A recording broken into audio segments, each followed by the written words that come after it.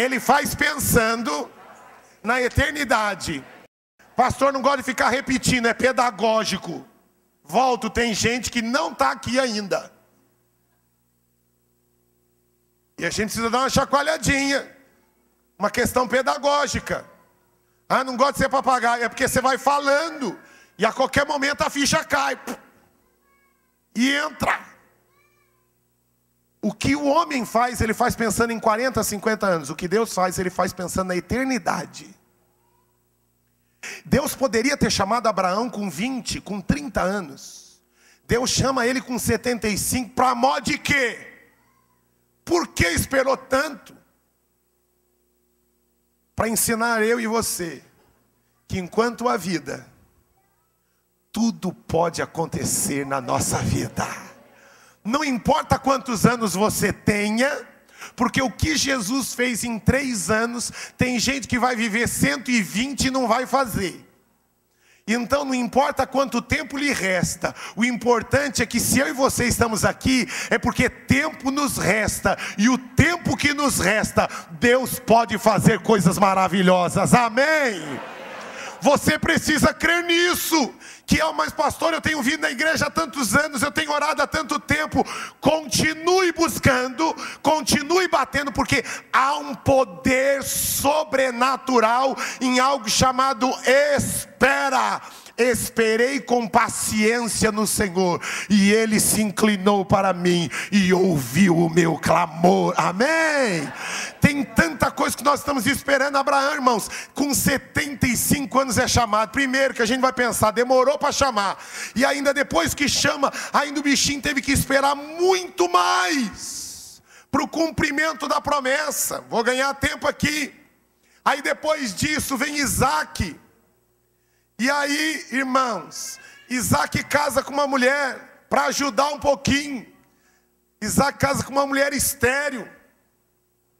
E ora durante muitos anos, até que a bichinha engravida. A engravidou. Do nascimento dela veio quem? Quem veio, irmãos?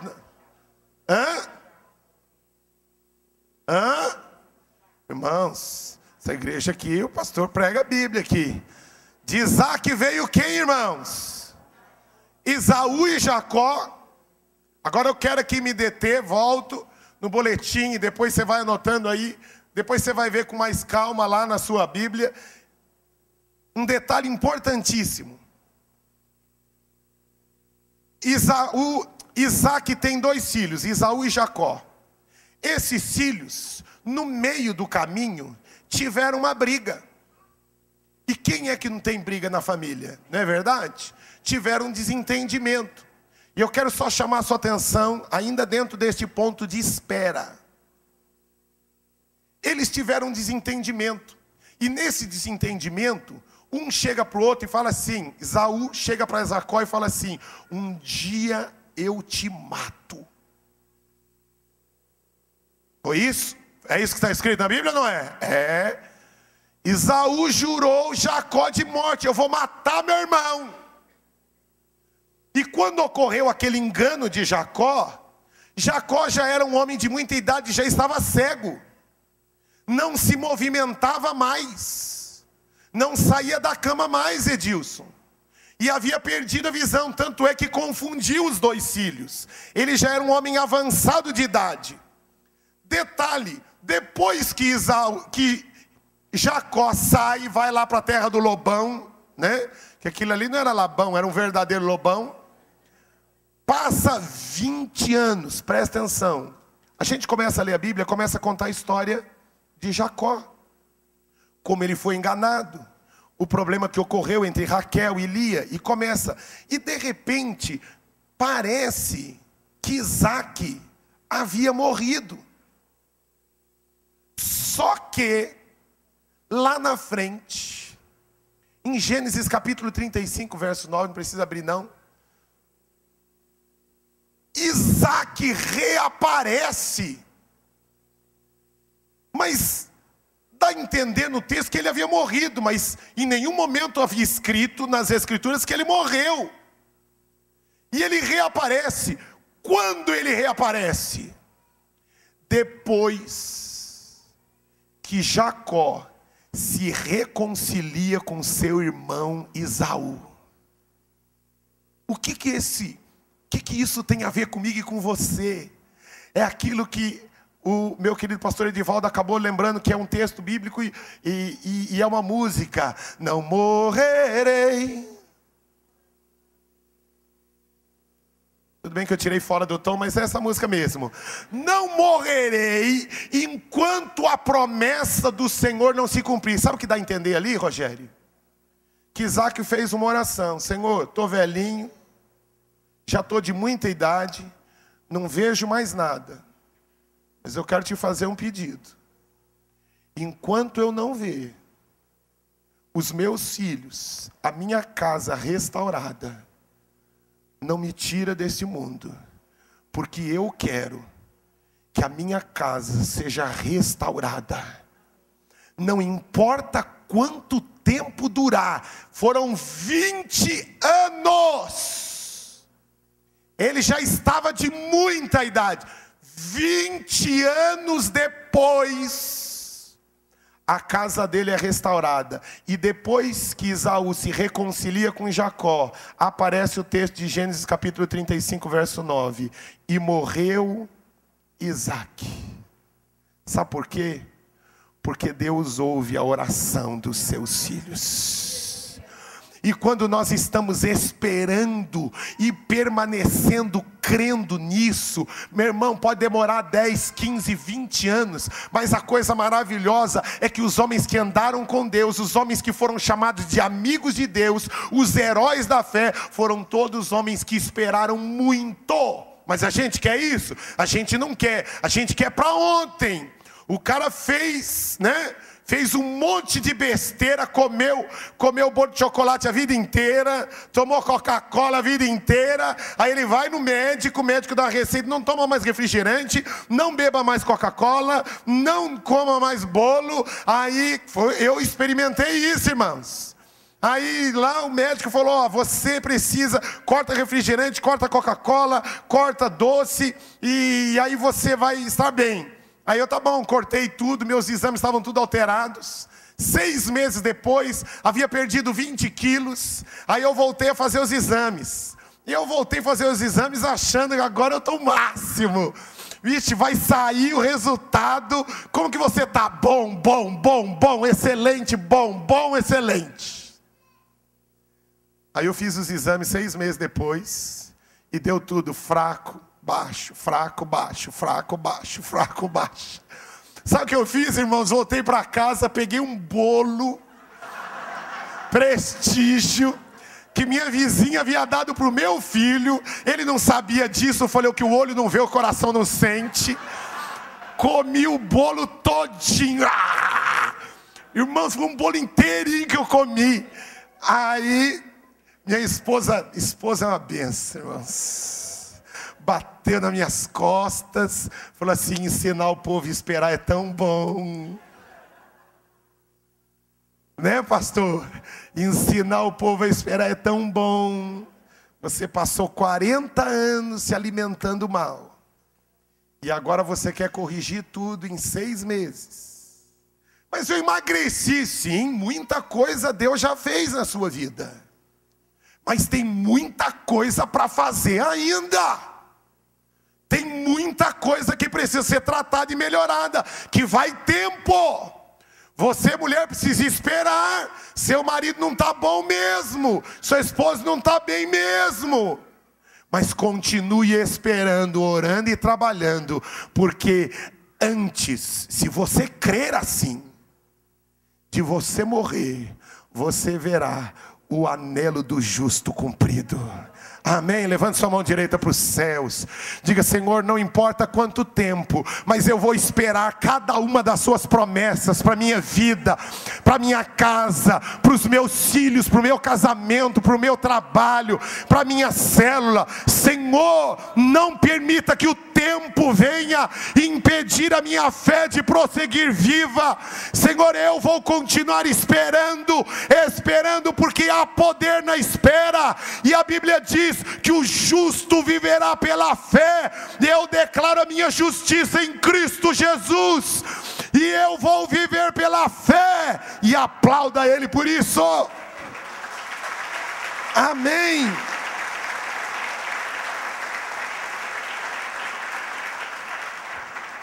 Ó irmão, repita comigo: enquanto eu estiver vivo, tudo pode mudar e melhorar.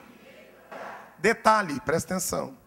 Abraão não acreditava no que eu acabei de falar para você. Abraão não acreditava no que eu e você acabamos de repetir. Sabe por quê? Escrevi uma frasezinha aqui. Ouça aqui.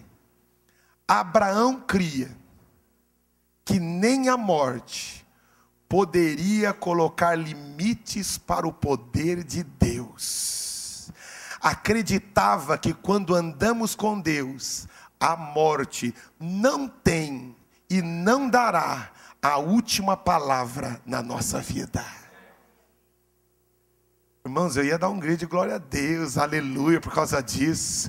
Presta atenção, um detalhe importante das Escrituras: se você contar a quantidade de milagres que Deus fez na vida de Elias, lembra de Elias? Elias fez, se você contar lá a quantidade de milagres, e depois você contar a quantidade de milagres que Deus fez através de Eliseu. Lembra, Eliseu pediu o quê? A unção dobrada. Quando você começa a contar, você percebe que durante toda a vida de Eliseu, ele fez quase o dobro, quase o dobro. Ficou faltando Ficou faltando um milagre para ser exatamente o dobro. Ele morre, pega o corpo dele e joga em cima de um outro corpo. Quando o corpo bate, o corpo de Eliseu cai sobre o outro cadáver ressuscita, completa-se o dobro. Porque nem a morte pode impedir. Irmãos, olha que coisa, presta atenção, irmãos. Isso não foi escrito à toa para historinha. Isso foi escrito para mim e para você. Porque Deus sabia, insisto, o que eu e você fazemos, a gente faz pensando em 10, 20, 30 anos. O que Deus faz, quando Ele registrou isso, Edivaldo, Ele sabia que um dia você estaria sentado aqui, em Itaquera, Zona Leste, para ouvir que nem a sua morte vai impedir o cumprimento das promessas de Deus. Aplauda Ele, aplauda Ele. Dê um grito de glória a Deus. Aleluia.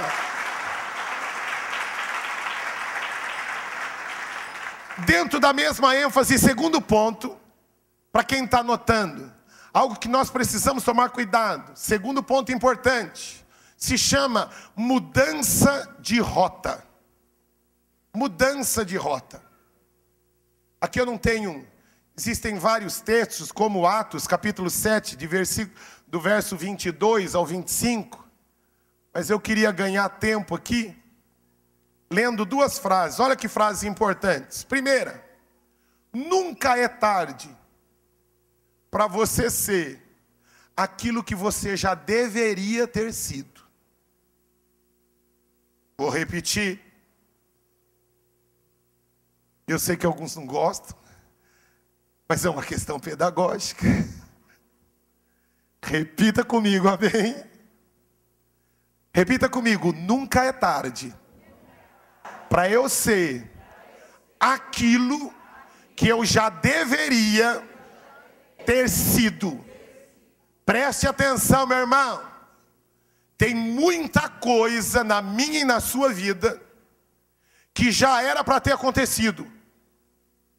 Tem muita coisa que você já deveria ter feito, que você já deveria ter alcançado, que você já deveria ter realizado, mas porque muitas vezes nós falhamos, tendo ouvido não ouvimos, estando presente não atentamos, tendo ouvido não fizemos, ou fizemos de forma errada. base bíblica para isso. O exemplo de Moisés. Nesse texto que eu mencionei de Atos, quando Estevão começa a contar o discurso dele, antes de ser apedrejado, fica claro naquele texto que Moisés, preste atenção, Moisés sabia que ele seria o libertador. Ele sabia disso. A sua mãe sabia disso. Preste atenção, são os detalhes das Escrituras que tem ouro puro ali. A sobrevivência de Moisés naquele Nilo foi um grande milagre. Porque se tem algo perigoso no Nilo até hoje, se chama crocodilos. É um dos lugares com a maior incidência de crocodilos no mundo.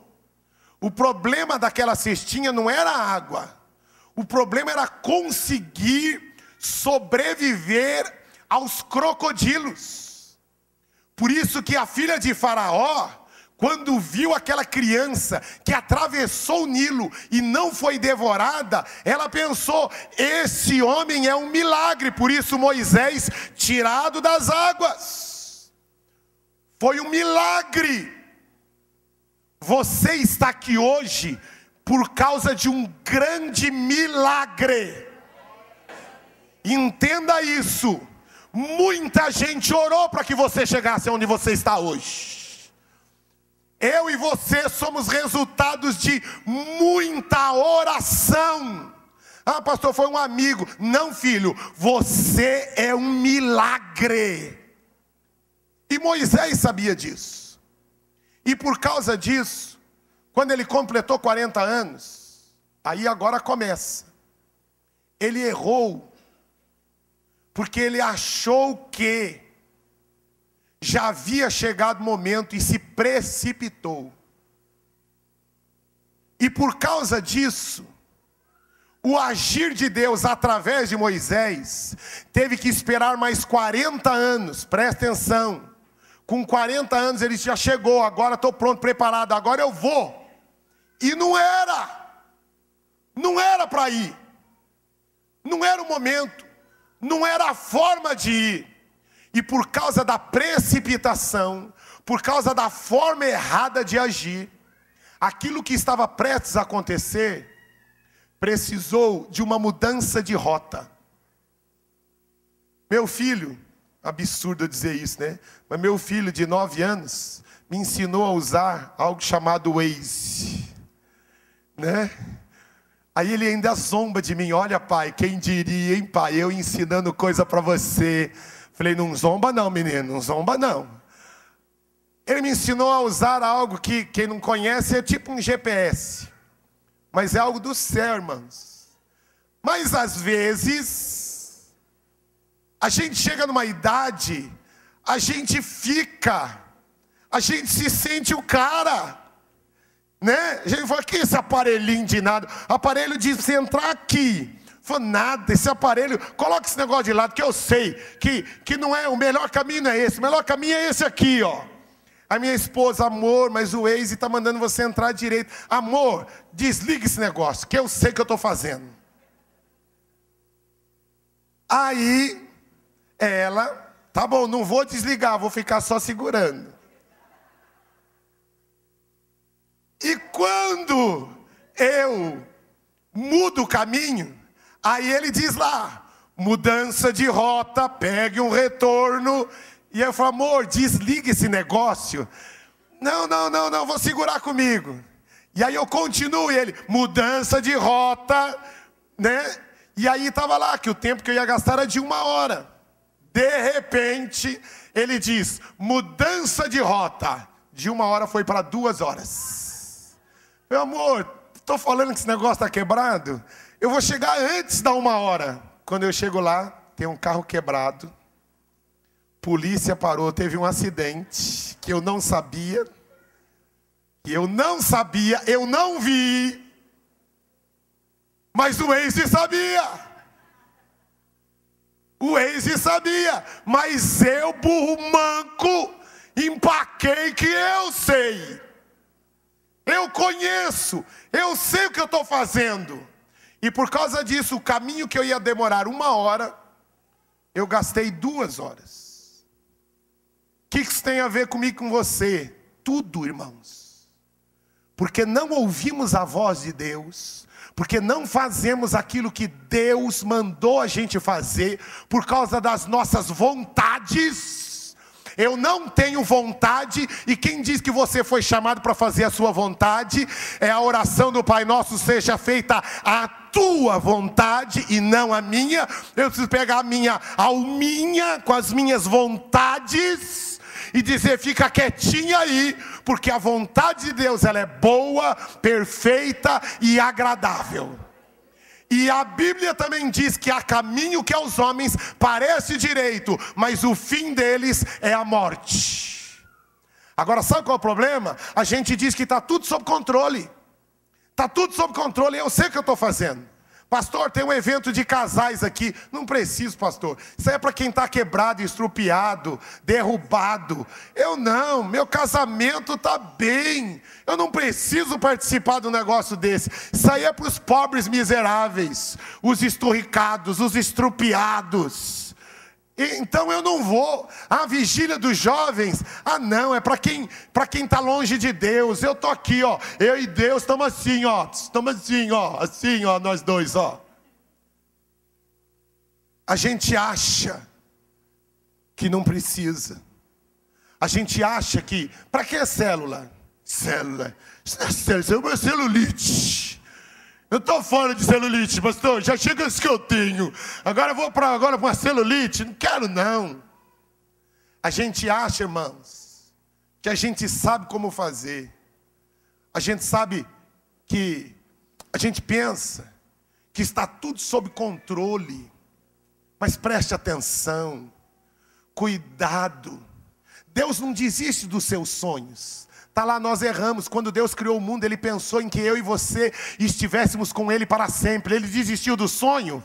Desistiu do sonho? Não, mas Ele precisou de 2000 anos.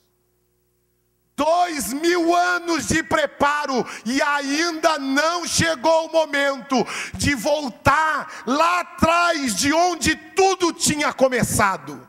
Você tem noção de que algumas coisas na vida dos nossos filhos, conversava essa semana, pastor Ludovico, uma família me procurou, a filha procurando o suicídio, gente da igreja, escreveu lá uma mensagem dizendo para a mãe: vou colocar um fim na minha vida não tem sentido. Aí eu converso com a menina, chamei a menina para conversar. Sabe o que ela falou para mim? Meus pais não falam comigo, não conversam comigo. Aí eu chamo os pais. Pastor, a gente fala com ela todo dia. A gente se sente bom demais, irmãos. A gente se sente preparado demais. E é aí que a coisa pega. A gente não quer aprender com outros. A gente não quer perguntar. A gente quer ouvir só aquilo que a gente acha que é conveniente. Quando alguém fala algo diferente do que a gente tem como certo, a gente procura outro, até encontrar alguém que fale exatamente o que a gente quer. Só que você precisa ouvir não o que você quer, mas o que você precisa ouvir. Amém? Você já mudou de rota muitas vezes? Oh, irmãos, tantos de nós tem tanta coisa que já poderia ter acontecido na vida dos nossos filhos e na nossa vida, se nós tivéssemos parado e ouvido a voz de Deus. Mas pastor, sentei agora antes de vir para cá. Mas pastor, meu casamento estava maravilhoso. Até 3 meses atrás meu casamento estava maravilhoso. Pastor, Deus tem me prosperado tanto, tanto, tanto, tanto. Vem cá, deixa eu usar meu amigo aqui, Maurício. Vem cá, filho. Eu já tratei isso aqui, mas eu vou voltar a cutucar porque isso é importante. Sobe aqui, por favor. Ouça aqui, irmãos. Para alguns, cheio da graça. Haja graça, amém. Ó, Maurício é amigo precioso. Isso aqui eu conheço ele desde do Ministério de Jovens, quando nós tínhamos 18 anos. Ó, faz tempo, hein, filho? Olha lá, tem gente, presta atenção porque isso é importante. Tem gente que para o diabo destruir, ele tira coisas. Tira o dinheiro. Tira os recursos. É mandado embora. Ele fica desempregado. Ele deve para o João, para a Antônia, para a Maria, para o tio Chico, para o bar, para a mercearia, nossa sogra, na farmácia. Ele deve para todo mundo. Aí esse cara deixa de buscar Deus. Sabe por quê? Porque ele diz assim: Senhor, as coisas não acontecem na minha vida. Ele não entende que ele está fazendo um monte de besteira. Ele atribui a Deus. Ele não ouve a direção. Ele não ouve os conselhos. Ele faz tudo sozinho. Aí o diabo tira para minar a fé dele. E quanto mais o diabo tira, ele deixa de buscar Deus. Ele não busca Deus. Não faz isso. Porque as mãos dele estão vazias. Todavia, contudo, tem gente que para o diabo destruir, ele faz o contrário, Fernando. Ele põe muito dinheiro, muito curso, MBA, pós-graduação, doutorado, não tem problema nenhum. E fiz vários desses cursos. Muito trabalho, muito cliente, muita agenda lotada. Aí sabe o que ocorre? Não ocorre. Porque afinal de contas ele tem tanta coisa para fazer agora. Ele tem uma agenda, ele tem tantas atividades, que o diabo, para matá-lo, que foi o que aconteceu com esse casal. Pastor, você não tem noção de como Deus me prosperou. Ah, é? E nessa prosperidade tua, porque já fazem quase 2 anos que eu não te vejo na igreja. Então, pastor, mas acontece o seguinte, né? Tanta coisa. Você não tem noção. Já viajei para a Espanha, viajei para a Europa, viajei para os Estados Unidos. Sim, eu tenho acompanhado no Face. Tenho chamado você. Tenho falado que eu tenho sentido sua falta. É, pastor, eu vim aqui porque minha esposa me pediu em divórcio. E eu preciso de ajuda. Tem gente que enquanto está doente, está buscando a Deus. Vocês não vão ficar escandalizados comigo? Mas tem gente, Ludovico, que a minha oração é que morra pobre e miserável.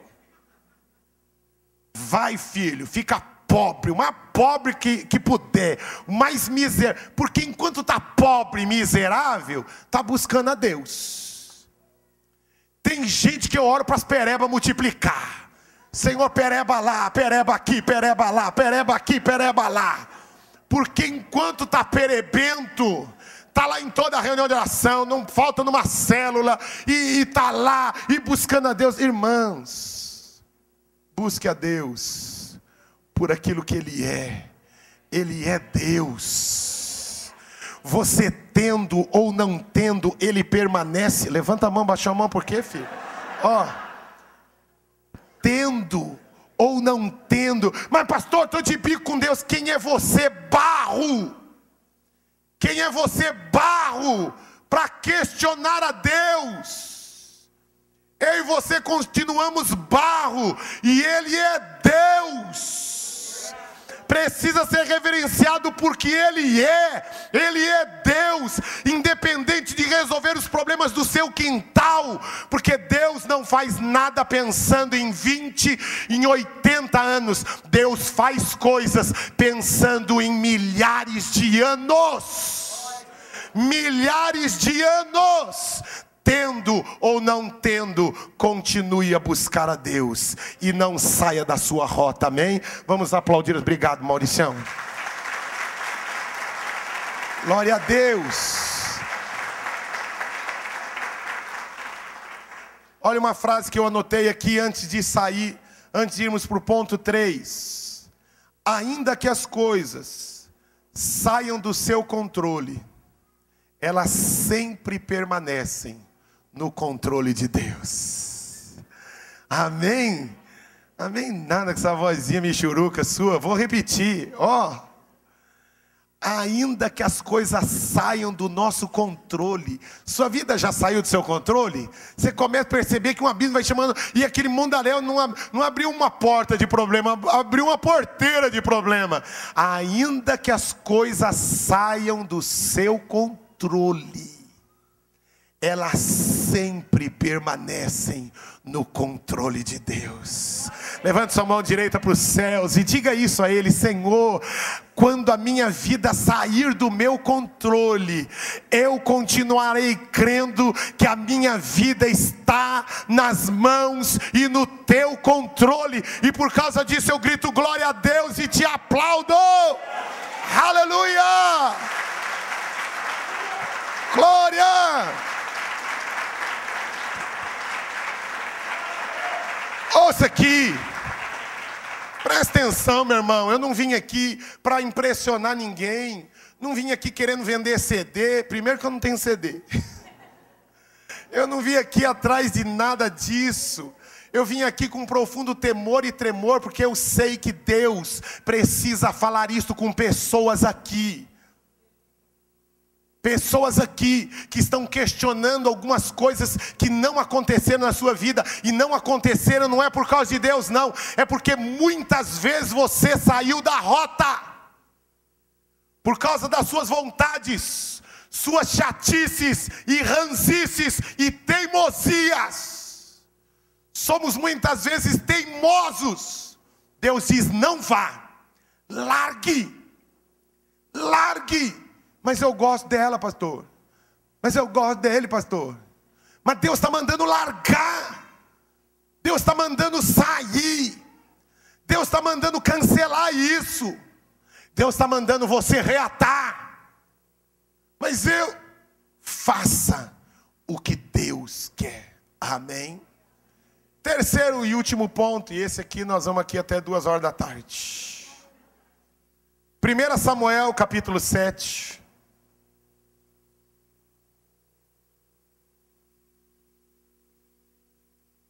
Misericórdia.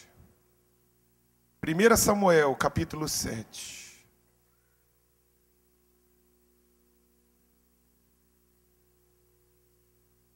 Quem achou, diga glória a Deus. Quem achou, diga glória a Deus. Então vieram os homens de Quiriate Jearim e levaram a arca do Senhor e a trouxeram à casa de quem? E trouxeram a casa de quem? Presta atenção no texto. E trouxeram a casa de quem? Abinadab. E tantos dias se passaram. Até quanto tempo? 20 anos.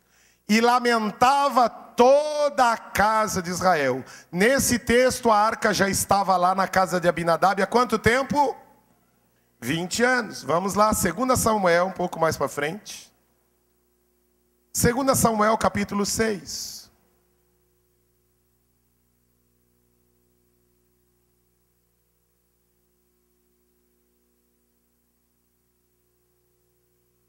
Quem achou, diga aleluia. Vamos lá, vamos entender. Em 1 Samuel, para a gente entender, Eli havia acabado, lembra do problema de Eli? Os seus filhos foram para a peleja, morreram, e aí os filhos de Eli morrem, Eli também cai da cadeira e morre também, e os filisteus carregando jumentos, presta atenção porque tudo isso são detalhes que nós vamos trabalhar aqui, e os filisteus, através de carros de bois, carregam a arca de Deus. Vamos lá.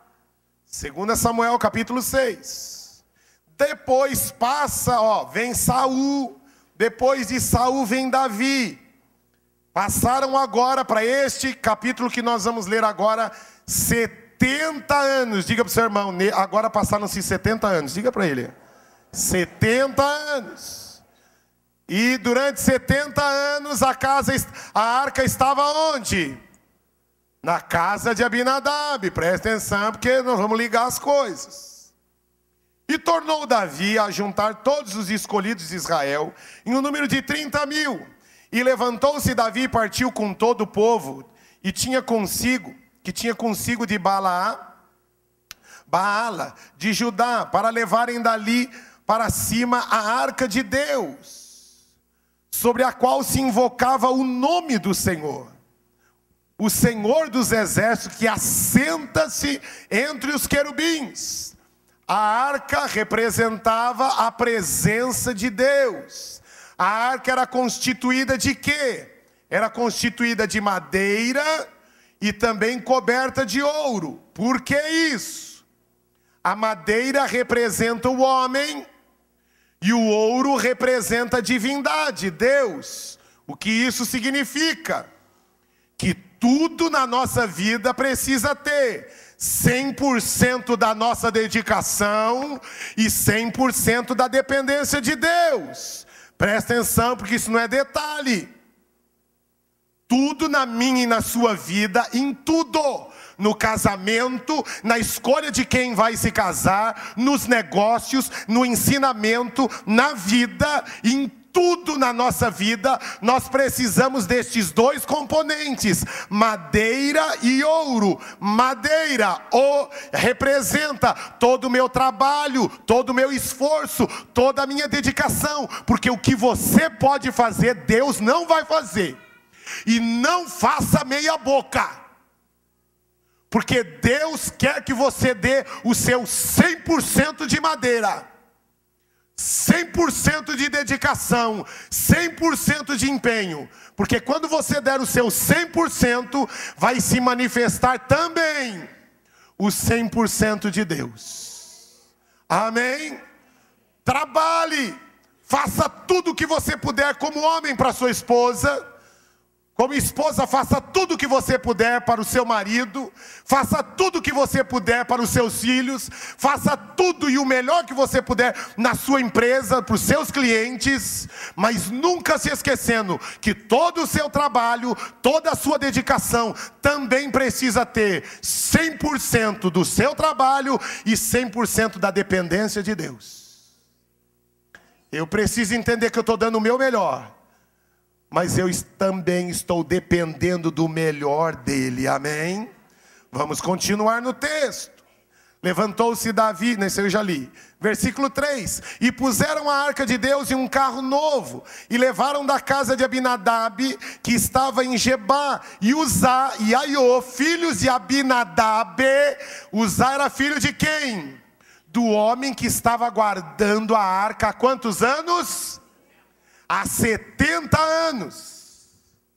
Isso mostra o quê? Que Uzá, quando ele acordava de manhã para jogar o videogame dele, o Xbox, ele via o quê na sala? A arca. Aí ele ia para o banheiro fazer pipi, ele via o quê? A arca. Ele ia tomar café, ele via o quê? A arca. Ele ia almoçar, ele via o quê? A arca. Ele ia jantar, ele via o quê? A arca. No dia seguinte ele ia passear com o evento lá do MAG Itaquera, ele voltava para casa, ele via o quê? A arca. Ele via todos os dias a arca. Durante quanto tempo? Já há 70. Ele nasceu brincando de bolinha, de esconde-esconde com o irmão dele, Aiô. Ele brincava de esconde-esconde, presta atenção, porque isso não é detalhe. Ele brincava de esconde-esconde atrás da arca. Achei, peguei, tá com você. Aí pega e corre. Vendo a arca na casa dele todos os dias. Tem a sequência. Versículo 4. E levando-a da casa de Abinadab, que está em Gebá, com a arca de Deus, Aiô ia diante da arca. E Davi e toda a casa de Israel alegravam-se perante o Senhor, com toda a sorte de instrumentos e tamborins, com pandeiros e com símbolos. Versículo 6. E chegando à eira de Nacon, estendeu Uzá a mão à arca de Deus, e fez o quê? Segurou-a, porque os bois a deixaram pender. a arca ia cair. Então, versículo 7, a ira do Senhor se acendeu contra Uzá, e Deus o feriu ali por causa da sua imprudência. Em alguns está escrito por causa da sua, olha aí, ó, por causa da sua irreverência. E diz o texto, cadê? Onde eu parei? Onde eu parei? Verso 7. Versículo 8, e Davi se contristou porque o Senhor abrira a rotura em Uzá, chamou aquele lugar Pérez Uzá até o dia de hoje, e temeu Davi ao Senhor naqueles dias e disse, como virá a minha arca do Senhor? Versículo 10, e não quis Davi retirar para si a arca do Senhor, para a cidade de Davi, mas Davi a fez levar à casa de Obed-edom, o geteu, e ficou a arca do Senhor na casa de Obed-edom, o geteu, 3 meses. E o que aconteceu ali?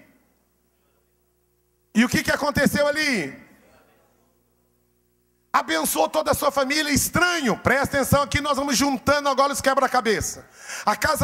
A arca ficou 70 anos na casa de Abinadab. Não tem uma menção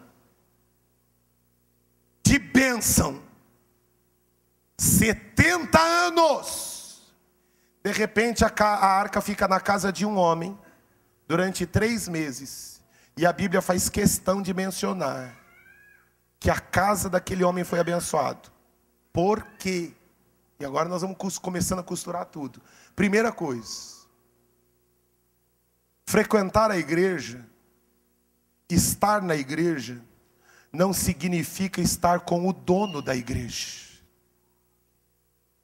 Há quanto tempo você frequenta aqui a comunidade da graça em Itaquera? Agora a pergunta é, há quanto tempo você anda com o Senhor da igreja de Itaquera? Pastor, mas eu estou aqui há 10 anos, há 15 anos. Eu estou aqui desde a fundação. Glória a Deus por isso. Maravilha por isso. Agora o que Deus está querendo me chamar, eu e a sua atenção, é há quanto tempo você tem andado com a presença, com a Shekinah. Que ouça aqui, na sua Bíblia, se você procurar Shekinah, não tem Shekinah. Mas por que o povo canta, derrama a tua Shekinah? Não é uma frase bíblica, não existe. Mas não é porque é para você parar de cantar, porque tem um sentido. Por que o judeu chama de Shekinah? O que é o Shekinah? Uma coisa é a presença de Deus. Outra coisa é a manifestação da presença de Deus. Deus é onipresente, Ele sempre está em todos os lugares.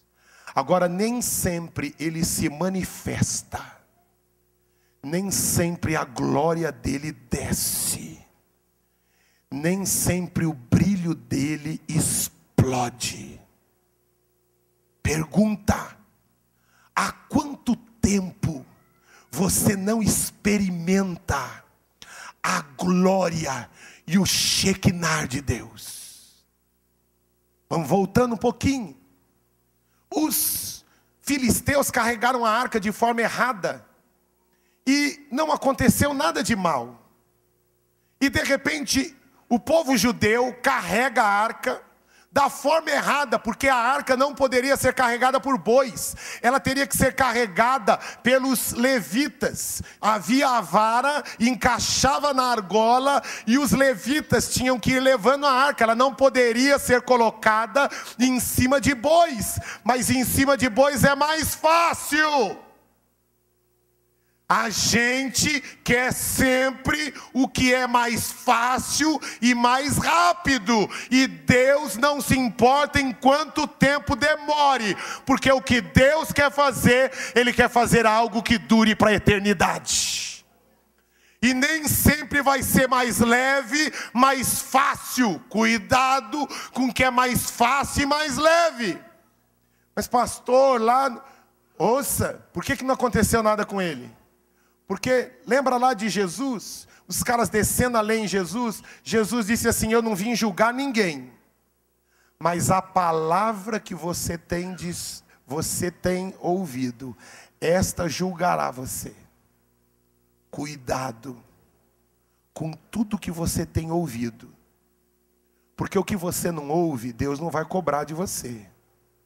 Mas o que você ouviu, Deus espera que você haja de acordo com aquilo que você ouviu. E se você não fizer como Deus te orientou, você pode sofrer. Que foi o que aconteceu, eu não entendi, Adriana, por que Uzá, ele foi tentar ajudar Deus. Outra coisa, pastor, eu estou ajudando aqui no som, estou ajudando tocando porque não tem ninguém, eu não preparo, eu não tive condições, mas se eu não fizer, né, quem vai fazer? Deus não precisa da sua ajuda, Deus precisa da sua obediência. Eu vou lá na célula. Sabe por que eu estou na célula? Porque senão o pastor Ludovico, quem vai liderar a célula? Quem vai supervisionar a célula? Quem é que vai liderar o louvor? Quem é que vai fazer? Tem que ser eu, né? Tem que ser eu. A vontade assim eu não queria, mas já que eu tenho que fazer, então eu vou lá e faço. Vou dar uma forcinha para os irmãos. Deus não precisa da sua ajuda. Deus precisa da sua obediência. Foi o grande erro de Uzá. Vou dar uma forcinha para Deus. Deus, o negócio é o seguinte, hein? Minha vida é muito ocupada, mas eu vou liberar para o Senhor o domingo à noite. Domingo à noite eu libero para o Senhor. O senhor sabe as minhas atividades profissionais? O senhor sabe que eu trabalhei, estudei a semana inteira. Barro é o que eu e você somos. Um monte de barro. E se o sopro de Deus sair, a gente morre. Sabe, irmãos, como é que nós estamos lidando com isso, com a presença de Deus? Outra coisa importante, vamos ligando as coisas. Um dos grandes erros de Uzá é que ele estava acostumado, alguns chamam de familiaridade. Alguns se acostumam, Rogério, com o sagrado. E a gente deixa. Quando a gente se acostuma com o sagrado, a gente perde o temor, a gente perde o respeito, a gente perde a sensibilidade. Quer ver uma coisa? Nenhum judeu ousaria escrever o nome de Javé, de Jeová. Nenhum judeu menciona o nome de Deus, nenhum. Sabe como foi escrita a sua Bíblia? Quando eles escreveram, na hora de escrever o nome de Deus, eles tiravam, se levantavam, lavavam as mãos, escreviam o nome de Deus. A pena que eles utilizaram para escrever era jogada fora, ela não poderia ser reutilizada. Ele voltava a lavar as mãos e aí continuava escrevendo.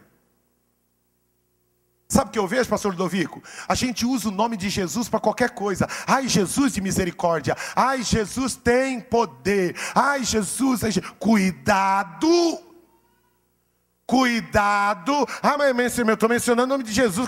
Não, isso não é mencionando o poder do nome. Isso aí é vício de linguagem. Do jeitinho que o católico fazia lá, Ave Maria, Ave Maria, Ave Maria, Ave Maria. Agora você faz Jesus, Jesus, Jesus. Mas sem entender que este nome é um nome que está sobre todo nome, que toda língua deve confessar que Ele é o Senhor. Yeshua HaMashiach, Jesus o Cristo. Cuidado. Sabe, irmãos, nós muitas vezes não percebemos. A gente começa a colocar na boca sem o devido temor. Uzá passou a vida inteira dele vendo a arca, e por causa disso se acostumou. Eu me lembro quando era criança, a gente vinha para o culto, Edivaldo, de repente tinha um irmão lá, um irmão aleluiado. Já viram falar do irmão aleluiado? Então lá, está o culto correndo solto, ele está lá com as mãos levantadas, mesmo com essa coisa horrível aqui. Deus vai dar a ele uma nova camisa, uma nova roupa celestial. Mas lá, o culto está rolando solto, e aí o irmão está lá, orando e sentindo a glória de Deus, e a Shekinah de Deus vindo sobre ele. E aí o outro, eu ficava às vezes do lado, E ficava, Senhor, o que eu pequei? Senhor, eu confesso, nem sei o que eu fiz, mas Senhor, eu quero isso para mim também. Senhor, eu quero essa glória, eu quero este fogo. E o cara, glória a Deus, aleluia, Senhor, eu me liberto do Corinthians, Senhor, eu me liberto. Eu confesso o meu pecado de ser corintiano, eu confesso. E eu estava ali num desespero, porque eu não estava sentindo nada. Sabe qual é o problema? Presta atenção. Obrigado, irmão. Que muitos de nós, ouça aqui, aquele que tem ouvidos para ouvir, ouça o que o Espírito diz à igreja. Muitos de nós saímos daqui sem experimentar a Shekinah de Deus. E para nós isso não fez diferença nenhuma. Foi mais um culto. A gente não tem aquele desespero. Lembra que Jesus disse que a gente precisa ser como criança? Eu me lembro, irmãos, quando eu fui a primeira vez no zoológico, quando eu vi o leão, eu falei, nossa, o Tarzan lutou com ele. Aí eu lembrava de Davi, Daniel, eu falei, que é isso? E o elefante, a girafa, eu ficava espantado com os animais. Os anos se passaram, já fui umas 280 vezes no zoológico. Agora eu levo meus filhos no zoológico. Aqui é o leão, aqui é o elefante, rinoceronte, ali é o macaco, aquele é o tigre, aquele é o pinguim. Meus filhos, nossa pai, que legal. Eu já vi umas 2.500 vezes. E vou lá. Sabe qual é o problema de nós? Cuidado, nós nos acostumamos a desfrutar da presença de Deus e não sentimos mais a falta e o desespero, não tem mais o encanto. Senhor, eu quero essa paixão. Senhor, eu quero tua glória. Senhor, eu preciso da tua glória. Eu preciso do teu fogo. É mais do que conduzir uma reunião de casais. É mais do que conduzir uma célula. É mais do que ir para um culto. Senhor, eu quero a tua glória. Eu preciso do teu fogo. Não o fogo para executar. É o fogo porque ele é um fogo consumidor, que consome a minha presença, que consome a minha vida, que consome todo o meu ser. Mas sabe qual é o problema? Nós nos acostumamos com a presença da arca. Afinal de contas, eu vou para a célula há 25 anos. Eu venho para o culto há 15 anos. Eu venho para cá, aqui tem os meus irmãos, aqui tem os meus amigos, aqui está Abinadab, meu pai, aqui está Aiô, meu irmão, aqui está minha mãe, nós somos todos levitas, e a presença de Deus, a presença da arca está aqui. Eu não quero saber da presença, eu quero saber há quanto tempo você não desfruta do Shekinah, da glória, do fogo de Deus. Porque senão, irmãos, nós corremos o risco do pecado, da familiaridade. Eu sou da época que quando a gente entrava na igreja, a gente dobrava o joelho, porque eu aprendi que quando entrares na casa do Senhor, guarda o teu pé quando entrares na casa do Senhor. Hoje as pessoas, o culto está rolando solto. Eles estão acompanhando, eles sabem se o time ganhou, se o time perdeu. O irmão está sentado numa ponta da igreja, o outro está na outra. Ele está mandando um torpedo, dizendo, no final do culto preciso falar com você. Olha, depois, e a gente faz. Sabe por que isso? Porque como usar, nós perdemos o temor da presença de Deus. A gente perdeu a sensibilidade de que Ele está aqui. A gente vem, porque a gente sabe que aqui é o melhor lugar. Irmãos, não adianta fazer aquilo que precisa ser feito, só isso não. Deus espera muito mais do que isso. Uzá fez aquilo que deveria ser feito. Deus não queria isso. Deus queria a reverência, a grandeza e a glória dele, irmãos. E isso muitas vezes para nós, isso não nos machuca mais, porque nós estamos familiarizados com a presença de Deus. Vamos ficar todos de pé.